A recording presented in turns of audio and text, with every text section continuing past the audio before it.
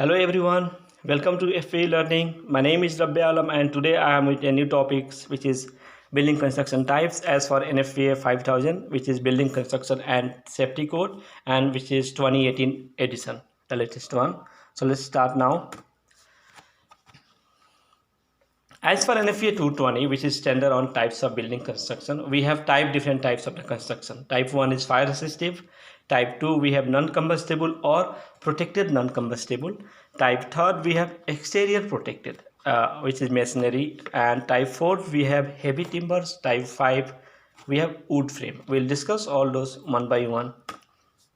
The first one we have type 1 construction, right? This is a fire resistive construction, and type 1 buildings are most commonly constructed using a protected steel frame or reinforced concrete, right?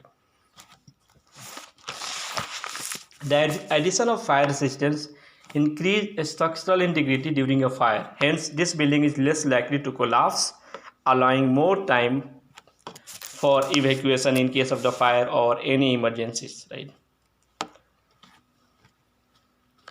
In type 1 construction, we have some limited amount of combustible material allowed in certain areas, right? We have combustible material allowance in certain areas, and those areas are roof covering, interior floor finishes, right?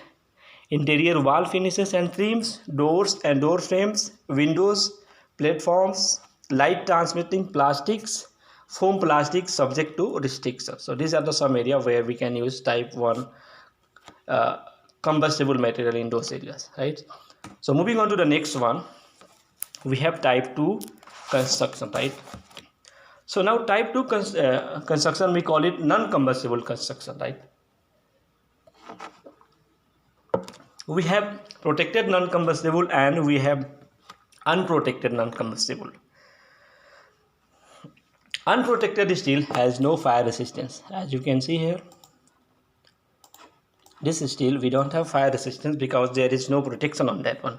And when this steel is used in fire resistive design, it must be protected by an insulating materials. We have to be careful regarding unprotected steel, because in case of the fire, at some high temperature, something around 500 degrees Celsius, steel loses its mechanical strength, and then the mechanical integrity of those products can be damaged. The one in the left, we have a protected non-combustible construction, right? In type 2 construction, it's allow a wide range of material than type 1 construction. In addition to steel, we can also use concrete block, glass, aluminum can be used with a limited structural role, right?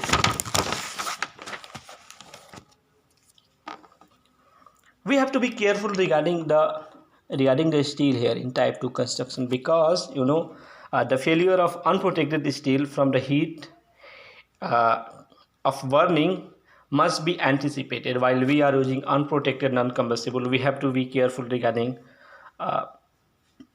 the steel which is unprotected, and the speed at which unprotected members will fail depends on the following factors. It depends on the ceiling height of the building, size of unprotected steel members, and intensity and duration of exposing fire, right? So this is all about type 2 construction. The next one, we have type 3 construction. We call it also ordinary construction, right? It is exterior protected and frequently constructed with exterior walls of masonry, right? And type 2 construction had two subdivisions, right? They have two subdivision, allowing the interior structure component to be protected or unprotected. For the interior part, it might be protected or it might not be protected, right? Interior structure component that are permitted to be combustible partially or wholly as follows, right? Interior walls, columns, beam, floor and roofs, it might be protected or not protected based on the requirement of the various ASJ and local jurisdiction, right? The next one we have, okay, with the type 3, there is a fundamental fire concern. In this construction, there is a combustible concealed space that are created between floor and ceiling joist, and those areas, you know, provide combustible path for the communication of fire through a building. Means fire from one area can travel through those void space to other parts of the building, and this is one of the concern, right? So concealed space in type third construction must contain appropriate fire stops, the fire stopping material, and so on. This is all about type third construction, right? The next one we have type 4 construction. It is commonly known as heavy timber or mill construction, right? Type third construction, the exterior wall are normally of masonry construction, right? The exterior walls protected by masonry unit, but the interior are combustible material. Type 4 construction is only construction, right, that does not have subdivision, right, like group A or group B or type 1 or type 2. We'll discuss them. Instead, they have only some designation like 2Hs. We'll see that one in the table in a while, right? In type 4 construction, it's used wood component with greater mass than are used in type 3 construction, right? And this component feature provide greater structural endurance under fire condition, because the large timbers are slower to ignite and burn. And the last one we have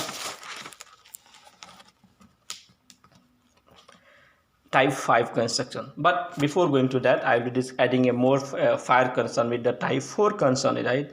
The primary fire hazards in type 4 is the relatively large amount of fuel present in structural support, right? So this is one of the concern. The last one we have type 5, right? We also call it wood frame, right? It is totally combustible materials. All major structural components are permitted to be of combustible construction, right? And the basic method of construction in type 5 building consists of using a wood frame to provide the primary structural support, right?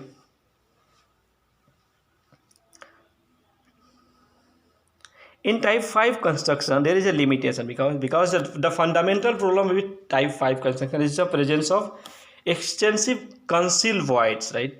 And those concealed space provide an avenue for extension of fire within a building. Means the transmission of fire from one area from the other areas because of the heat transfer mode and the difference in the pressure inside the building, right? A heavily involved wood frame building also present an exposure threat to the nearby structure, some other building located in that area. And this is the problem. Most of the building codes impose restriction on the maximum allowable height and areas of type 5 building construction, right? So this is all about type 5 construction. So we discussed about all the 4 types or the 5 types of the construction, type 1, 2, 3, 4 and 5. Now we will be going all the way directly to the table, which is given the fire ratings in number of hours based on the various restriction and requirement. So let's start now, right? So here we have a table. This table I have taken from NFPA 5000 7.2.1.1, right? These are the types of the construction. We have type 1, 2, 3rd, 4th and 5th, right? Now type 1 has 2 sub classifications, 442 and 332. Type 2 has also three sub classification. Type 3 we have 2. Type 4, as I said, they have no sub classification, and type 5 have also 2 sub classification. So how we are going to read these tables which we have lots of information, and how we are going to get those information, right? So before coming to this table, I will be going to another next slide so that we can come back again and with a new clarity. This is how we are going to understand that tables, right? NFPA 220 its classification is designated by a 3-digit number, right? So as I said, there is a 3-digit number in all: 442, 332, 2221 and so on, right? So if we have type 332, right, it means the first one representing 3 our exterior bearing wall, right? Coming to this slide, if it is 332, the one, just wait a moment. If this is 332, right? So the first one, this 3 talking about 3-hour exterior bearing wall, right? The second 3 talking about 3-hour structural frame, right? So here we have a 3-hour structural frame, right? We have a columns, beam, girders, trusses, and so on. This is how we have to read. And the last one we have 2, right? So these 2 talking about floor construction, right? The ceiling and the floor combination. What is the fire resistance? So 3 means 3 hours and 2 means 2-hour construction. So here we have a floor ceiling assemblies, right? It is for 2-hour construction. So this is how we have to study this table based on this one.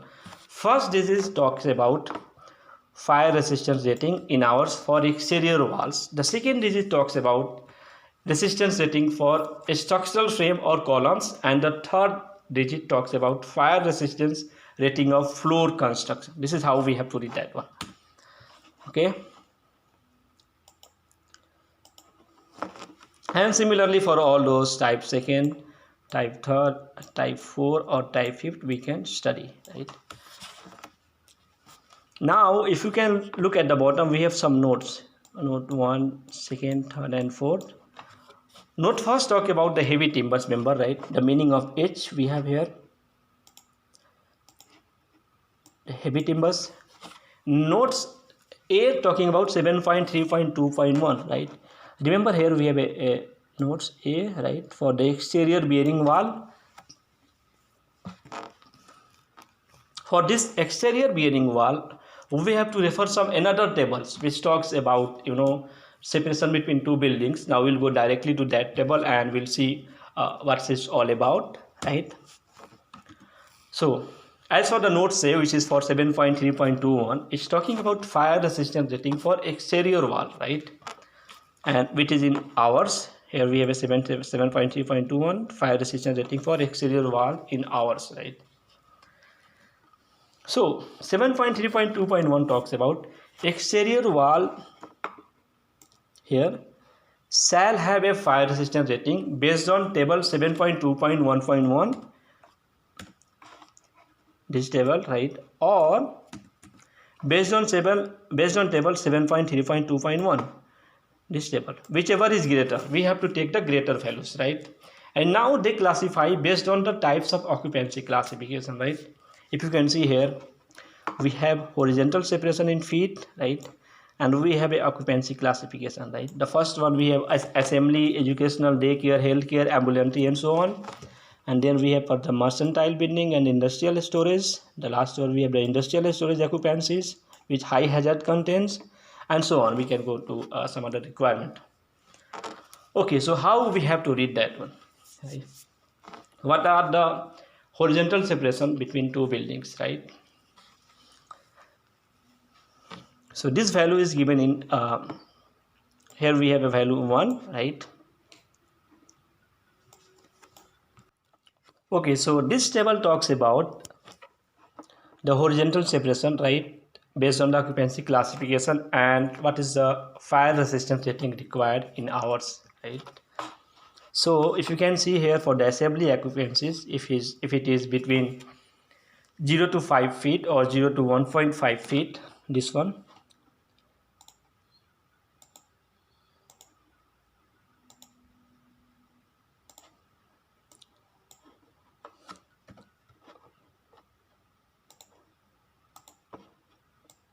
Uh, 0 to 5 feet or 0 to 1.5 meter, we need 1 hour fire resistance rating for the exterior protection, right?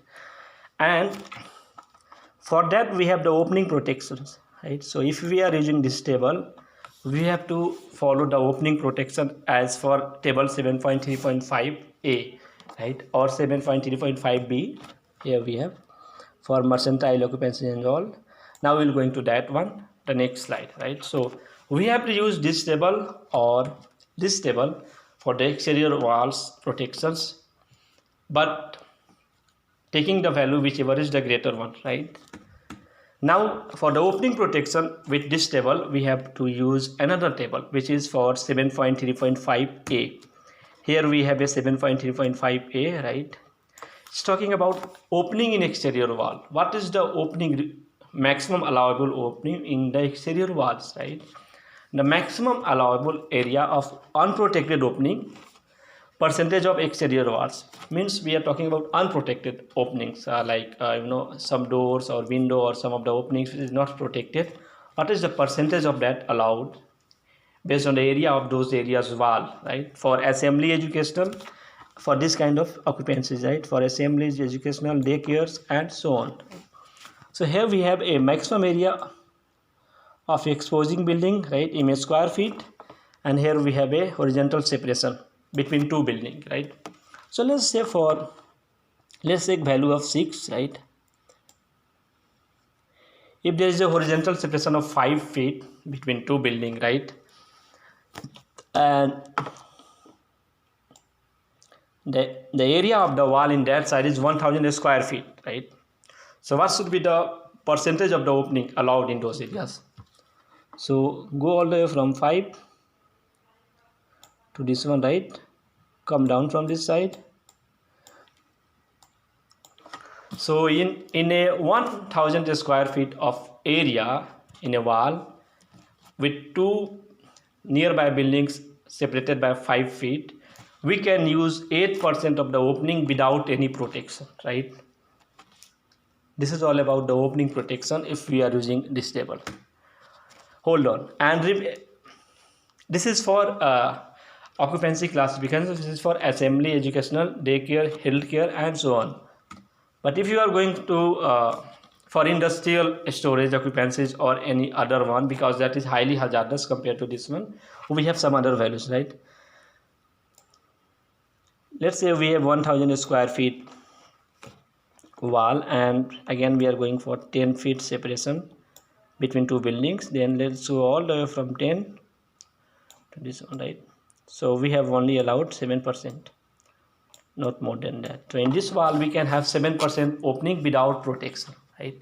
Now this opening in the wall we can have once I'm talking about the opening protection, right? Let's say this is a wall, right, and this wall is 1000 square feet in the areas, right?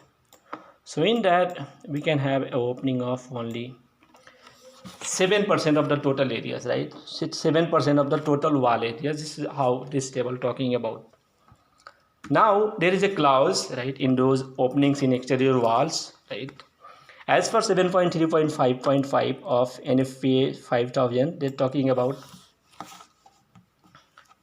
unprotected opening in the exterior walls can be doubled under following condition, right? So from these values or from these values we can double the amount, like from 7% we can keep 14%, or from 8% we can keep 16% of unprotected openings, with condition that those buildings are protected by automatic sprinkler system, supervised and approved one as per NFPA 13, 13D or 13R.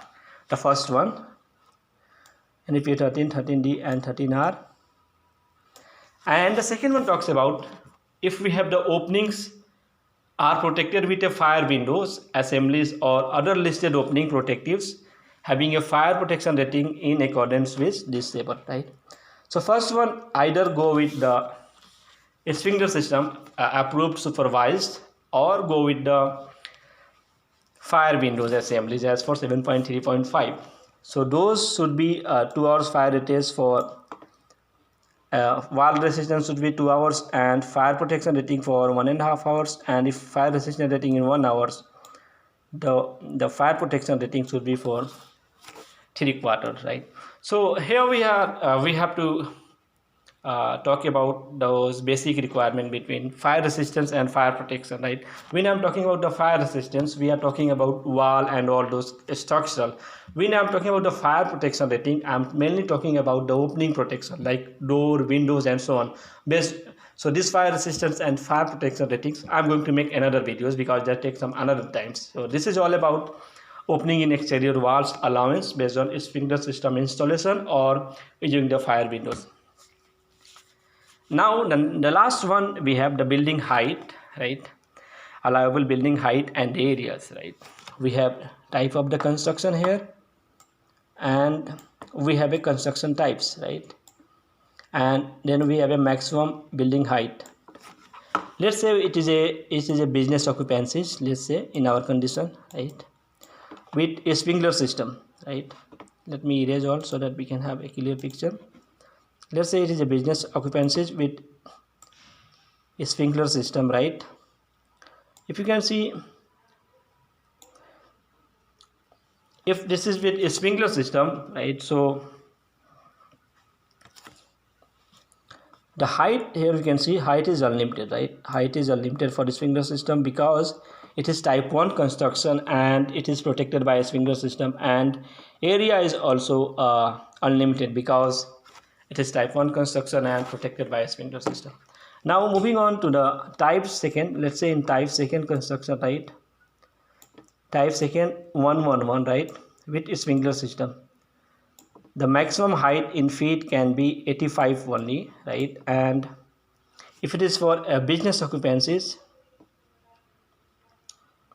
let's say the maximum area should be 37,500 square feet, and the height should be six story for sprinkler system and 5 story for not sprinkler system. So this is all about allowable building height and area. Of course, if you are using approved automatic supervised sprinkler system and type of construction like type 1 or type 2, you can get benefit of maximum protection, maximum building areas and maximum height as compared to type 5, type 4, because those are much combustible construction. Therefore there is a limitation for height and areas, right? If you can see the last one, we have type 5 construction, right? Let's say if it is protected by a sprinkler system, the maximum height can be only 60 feet and assembly is not protected, right? Because type 5 construction assembly of more than 1000 is not protected, but assembly of greater than 3000 is permitted with only one floor height and 5500 square feet of the areas, right? So this is all about building height and areas requirement as for 7.4.1 of NFPA 5000. Okay, that's all about building construction types, right?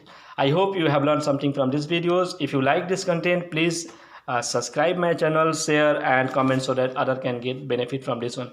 If you have any doubt, comment or suggestion, you can connect me through LinkedIn or you can connect me through Facebook. My page on Facebook is Learn FE.